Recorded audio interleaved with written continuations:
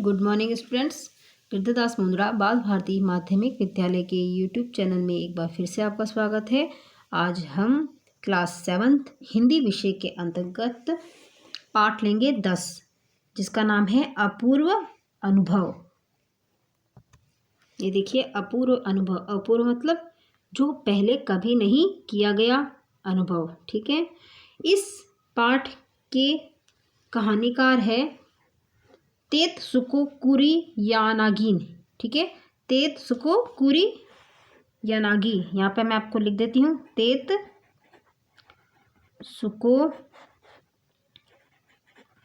कुरियानागी इसके लेखक हैं। इनकी कहानी बहुत ही सरल है और इन्होंने बहुत ही बड़े मुद्दे के बारे में इस कहानी में बताया है, जिसके अंतर्गत ये बताया गया है कि तोमेय नामक एक जगह का नाम है। तोमेय नामक स्थान पर हर बच्चे का अपना एक पेड़ होता है, जिस पर चढ़कर अपने आसपास की दुनिया को एक अलग नज़रिए से देखता है। आज भी ग्रामीण इलाकों के मतलब कि गांव के इलाकों के जो बच्चे होते हैं इस तरह पेड़ पर चढ़कर खेलने के मौके वहाँ मिलते हैं। इस कहानी में तोतो चान नाम की एक लड़की है, जिसका दोस्त यासुकी चान पोलियो से ग्रसित है। ठीक है, तो पोलियो से ग्रसित होने के कारण यासुकी चान ठीक से चल नहीं पाता है, लेकिन तोतो चान को लगता है कि यासुकी चान को भी पेड़ पर चढ़कर उस सुख को महसूस करना चाहिए।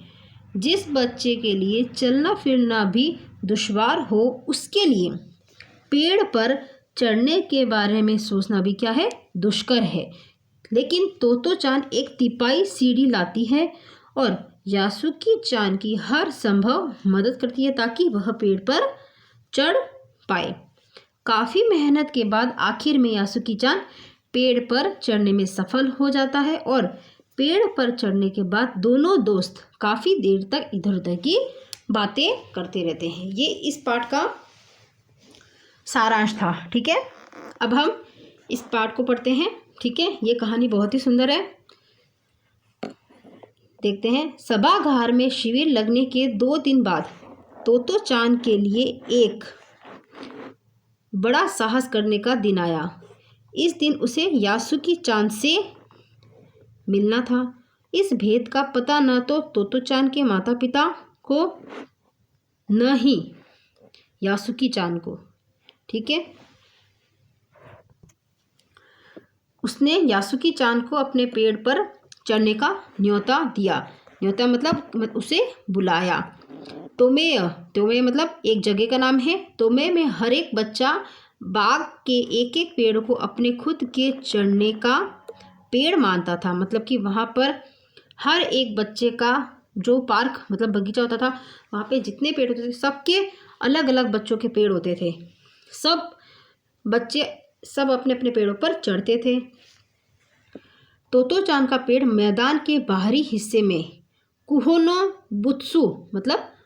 बुत्सु जाने वाली सड़क के पास था। मतलब कि जगह का नाम है, उसके पास जो सड़क जाती थी उसके पास उसका पेड़ था। ठीक है, बड़ा सा पेड़ था। उसका चढ़ने जाओ तो पैर फिसल जाते, पर ठीक से चढ़ने पर ज़मीन से कोई 6 फुट की ऊंचाई पर एक द्विशाखा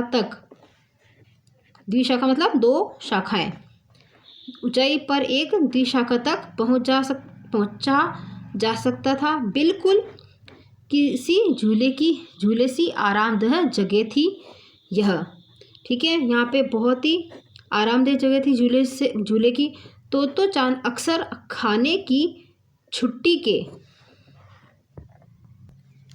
समय या स्कूल के बाद ऊपर चढ़ी मिलती। वहाँ से वह सामने दूर तक ऊपर आकाश को या नीचे सड़क पर चलते लोगों को देखा करती थी।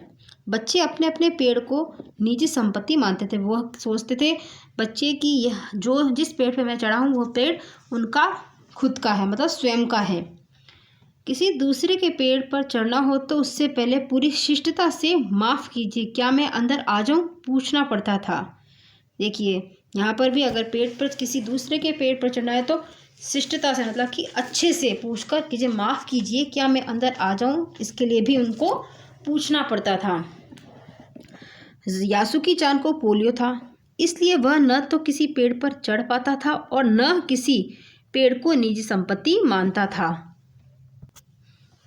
अतः तोतो चान ने उसे अपने पेड़ पर आमंत्रित किया था, पर यह बात उन्होंने किसी से नहीं कही, क्योंकि अगर बड़े सुनते तो ज़रूर डांटते। घर से निकलते समय तोतो चान ने माँ से कहा कि वह यासुकी चान के घर डेनिन चोफू जा रही है, मतलब कि वह यासुकी चान के घर डेनिन चोफू जा रही है। चूंकि वह झूठ बोल रही थी, इसलिए उसने माँ की आंखों में नहीं झांका। वह अपनी नजरें जूतों के फीतों पर ही गड़ाए रही। रॉकी उसके पीछे पीछे स्टेशन तक आया। जाने से पहले उसे सच बताए बिना तोतो चान से रहा नहीं गया। देखिए वह अपनी माँ से भी झूठ नहीं बोल पा रही थी, फिर भी उसने जैसे तैसे उनसे झूठ बोला, लेकिन फिर भी तोतो चान से रहा नहीं गया। तो उसने पहले जाके क्या कहा, देखिए आगे। मैं यासुकी चान को अपने पेड़ पर चढ़ने देने वाली हूँ, उसने बताया।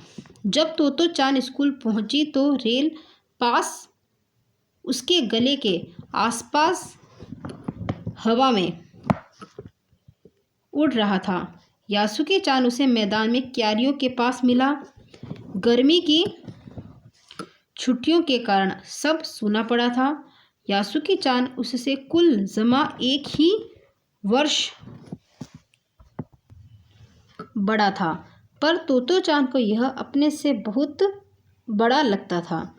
जैसे ही यासुकी चान ने तोतो चान को देखा, वह पैर घसीटता हुआ उसकी ओर बढ़ा। उसके हाथ अपनी चाल को स्थिर करने के लिए दोनों ओर फैले हुए थे। तोतो चान उत्तेजित थी। वे दोनों आज कुछ ऐसा करने वाले थे जिसका भेद किसी को भी न पता था। वह उल्लास में ठिठियाकर हंसने लगी। यासुकी चान भी हंसने लगा। तोतो चान यासुकी चान को अपने पेड़ की ओर ले गई और उसके बाद वह तुरंत चौकीदार के छप्पर की ओर भागी, जैसा उसने रात को ही तय कर लिया था। वहां से वह एक सीढ़ी घसीटती हुई लाई, उसे तने के सहारे ऐसे लगाया जिससे वह द्विशाखा तक पहुंच जाए, मतलब कि दूसरी शाखा तक पहुंच जाए। वह कुर्सी से ऊपर चढ़ी और सीढ़ी के किनारे को पकड़ लिया। तब उसने पुकारा, ठीक है, अब ऊपर चढ़ने की कोशिश करो। यासुकी चान के हाथ पैर इतने कमजोर थे कि वह अपनी सीढ़ी पर भी बिना सहारे के चढ़ नहीं पाया। इस पर तोतो चान नीचे उतर आई और यासुकी चान को पीछे से धकियाने लगी, मतलब कि उसे पीछे से लेने लगी। पर तोतो चान थी छोटी और नाजुक सी, इससे अधिक सहायता क्या करती। यासुकी चान ने अपना पैर सीढ़ी पर से हटा लिया और हताशा से सिर झुकाकर खड़ा हो गया, मतलब कि वह निराश हो गया था। तोतो चान को पहली बार लगा कि काम उतना आसान नहीं है जितना वह सोचे बैठी थी। अब क्या करे वह। ठीक है, तोतो चान सोच रही थी। ठीक है, यासुकी चान उसके पेड़ पर चढ़े, यह उसकी हार्दिक इच्छा थी, मतलब कि मन से वह चाहती थी कि वह यासुकी चान उसके पेड़ पर चढ़े। यासुकी चान के मन में भी उत्साह था। वह उसके सामने गई। उसका लटका चेहरा इतना उदास था कि तोतो चान को उसे हंसाने के लिए गाल फुलाकर तरह तरह के चेहरे बनाने पड़े। ठहरो, एक बात सूझी है। वह फिर चौकीदार के छप्पर की ओर दौड़ी और हर एक चीज उलट पुलट कर देखने लगी। आखिर उसे एक तिपाई सीढ़ी मिली जिसे थामे रहना भी जरूरी नहीं था। वह तिपाई सीढ़ी को घसीट कर ले आई तो अपनी शक्ति पर हैरान होने लगी। तिपाई की ऊपरी सीढ़ी द्विशाखा तक पहुंच रही थी। देखो, अब डरना मत, उसने बड़ी बहन की सी आवाज में कहा। यह डगमगाएगी नहीं, मतलब कि इधर उधर नहीं डोलेगी। यासुकी चान ने घबराकर तिपाई सीढ़ी और पसीने से तरबतर तोतो चान की और देखा। उसे भी काफी पसीना आ रहा था। उसने पेड़ की ओर देखा और तब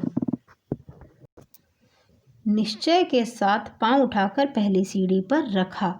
उन दोनों को यह बिल्कुल भी पता न चला कि कितना समय यासुकी चान को ऊपर तक चढ़ने में लगेगा।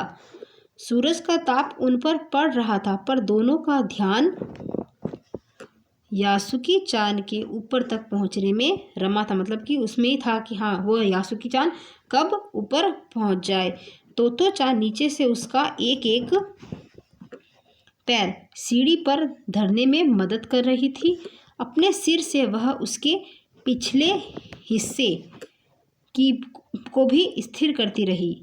यासुकी चान पूरी शक्ति के साथ जूझ रहा था और आखिर वह ऊपर पहुंच गया। हुर्रे! हुर्रे क्या मतलब क्या होता है? जब कोई जीत जाता है तो ये शब्द उसके मुंह से निकलता है, हुर्रे, मैं जीत गया। पर उसे अचानक सारी मेहनत बेकार लगने लगी। तोतो चान तो सीढ़ी पर से छलांग लगाकर द्विशाखा पर पहुंच गई, पर यासुकी चान को सीढ़ी से पेड़ पर लाने की हर कोशिश बेकार रही। यासुकी चान सीढ़ी थामे तोतो चान की ओर ताकने लगा। तोतो चान की रुलाई छूटने को हुई। उसने चाहा था कि यासुकी चान को अपने पेड़ पर आमंत्रित कर तमाम नई नई चीजें दिखाए, पर वह रोई नहीं। उससे डर था कि उसके रोने पर यासुकी चान भी रो पड़ेगा। यहाँ पे शब्द नहीं लिखा हुआ है, ठीक है, रो पड़ेगा। उसने यासुकी चान का पोलियो से पिचकी और अकड़ी अंगुलियों वाला हाथ अपने, यहाँ पे थोड़ा लाइट है, ठीक है, अपने हाथ में थाम लिया। उसके खुद के हाथ से वह बड़ा था, उंगलियां भी लंबी थी।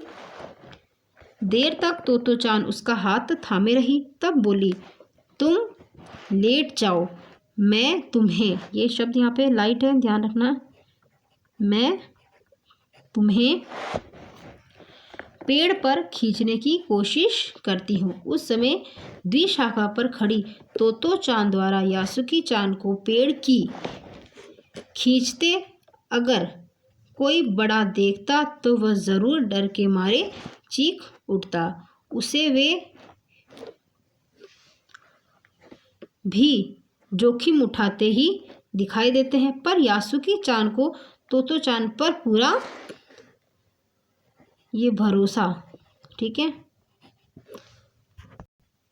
वे उसे जोखिम उठाते ही दिखाई देते, पर यासुकी चान को तोतो चान पर पूरा भरोसा था और वह खुद भी यासुकी चान के लिए भारी खतरा उठा रही थी। उसने नन्हे नन्हे हाथों से वह पूरी ताकत से यासुकी चान को खींचने लगी। बादलों का एक टुकड़ा बीच बीच में छाया करके उन्हें कड़कड़ाती धूप से बचा रहा हो। काफी मेहनत के बाद दोनों आमने सामने पेड़ की द्विशाखा पर थे।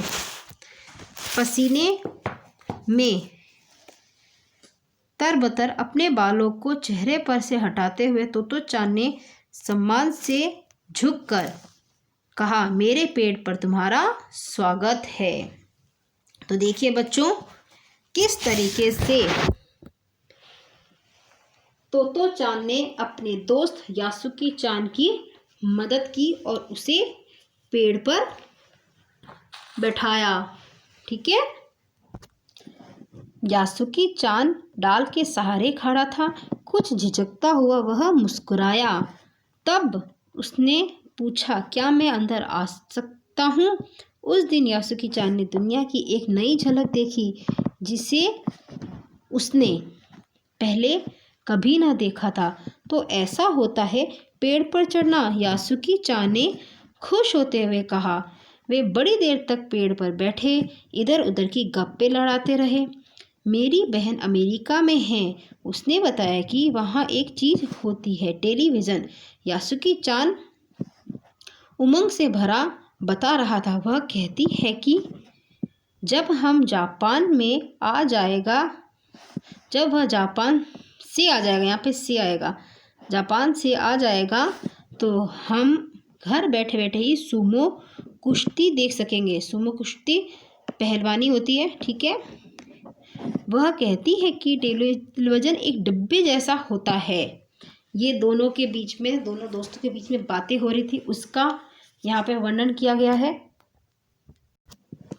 तोतो चान उस समय यह तो न समझ पाई कि यासुकी चान के लिए, जो कहीं भी दूर तक चल नहीं सकता था, घर बैठे चीज़ों को देख लेने के लिए क्या अर्थ होंगे। वह तो यह भी सोच रही कि सुमो पहलवान घर में रखे किसी डिब्बे में कैसे समा जाएंगे। उनका आकार तो बड़ा होता है, पर बात उसे बड़ी लुभावनी लगी। उन दिनों टेलीविज़न के बारे में कोई नहीं जानता था। पहले यासुकी चान ने ही तोतो चान को उसके बारे में बताया था। पेड़ मानो गीत गा रहे थे और दोनों बेहद खुश थे। यासुकी चान के लिए पेड़ पर चढ़ने का यह पहला और अंतिम मौका था। तो देखिए बच्चों, किस तरीके से एक लड़की ने, मतलब जिसका नाम था तोतो चान, उसने अपने दोस्त को पोलियोग्रस्त होने के बावजूद भी उसने उसमें हिम्मत जगाई और हिम्मत से हर संभव मदद करके उसे अपने पेड़ पर चढ़ाया, जिससे कि यासुकी चान बहुत ही खुश था और दोनों ही बैठ के उस डाल पर गप्पे लड़ा रहे थे। ये देखिए यहाँ पे ये नाम आया है, जो जिसने ये कहानी लिखी है, तेत्सुको कुरियानागी। इसका अनुवाद किसने किया था? इसका अनुवाद किया पूर्वा यागिक कुशवाहा जी ने। ठीक है। ये देखिए पाठ के बारे में कुछ लेखक ने हमें बताया है, देखते हैं। तोतो चान विश्व साहित्य की एक अमूल्य नीति है जो मूलतः जापानी भाषा में लिखी गई है। ये कहानी किस में लिखी गई है? ये कहानी जापानी भाषा में लिखी गई है। इसका अनुवाद विश्व की कई भाषाओं में हो चुका है। यह एक ऐसी अद्भुत पाठशाला है और उसमें पढ़ने वाले बच्चों की कहानी है जिनके लिए रेल के डिब्बे कक्षाएं थी, गहरी जड़ों वाले पेड़, पाठशाला के गेट, शाखा, बच्चों के खेलने के कोने। इस अनोखे स्कूल के संस्थापक थे श्री किबायाशी। लेखिका स्वयं इस स्कूल की छात्रा थी। उन्हीं के बचपन के अनुभवों पर आधारित है पुस्तक तोतो चान का यह अंश अपूर्व अनुभव। देखिए बच्चों, यह जापानी भाषा कवि ये कहानी थी जिसका अनुवाद हमारे यहाँ के पूर्वा यागी कुशवाहा जी ने किया था। यह बहुत तोतो चान नामक पुस्तक से ली गई है। उसी का अंश है यह अपूर्व अनुभव, मतलब कि जो पहले कभी नहीं किया गया था अनुभव। वह अनुभव किसने किया था? वह अनुभव किया था यासुकी चान ने। ठीक है। उसे पेड़ पर पढ़कर जो सुख मिला वह हर बच्चे के लिए, जो भी बच्चा पोलियोग्रस्त है उसे भी अपने ऊपर मजबूती से आत्मविश्वास रखकर अपना हर कार्य करने में वह सक्षम रहे। ठीक है बच्चों, अब इस पाठ के हम देखते हैं शब्दार्थ। ये देखिए, आप इस तरीके से अपना काम अपनी कॉपी में करेंगे। लेखक तेत्सुको कुरियानागी। इसके शब्दार्थ देखते हैं। द्विशाखा मतलब दो शाखाएं। आरामदेह मतलब आराम देने वाली। आमंत्रित बुलाया जाना। सूना मतलब खाली या सुनसान। उत्तेजित, क्या है ये? उत्तेजित मतलब जोश में आना। ठिठियाकर मतलब खिलखिलाकर। धकियाना मतलब धक्का देना। छप्पर झोपड़ी के ऊपर की छत। तिपाई मतलब 3 पैरों वाली सीढ़ी। 3 पैरों वाली सीढ़ी, ठीक है। तरबतर मतलब भीगी हुई। घरने में मतलब रखने में। धरने मतलब रखने में। हुर्रे जीत की खुशी व्यक्त करने वाला शब्द। थामना मतलब पकड़ना। जोखिम जोखिम मतलब खतरा। झिझकता हुआ मतलब संकोच करता हुआ। सूमो मतलब सूमो कुश्ती मतलब जापानी पहलवानों की कुश्ती। नाजुक मतलब कोमल। अपूर्व जो पहले कभी नहीं हुआ। शिष्टता मतलब अनुशासित व्यवहार। हार्दिक मतलब दिल से। तो बच्चों, आज हमने अपूर्व अनुभव पाठ पूरा पढ़ा और समझा। आपने ये बहुत अच्छे से समझा होगा, ठीक है। और ये सारे के सारे शब्दार्थ आप अपनी कॉपी में सफाई से करेंगे। ओके।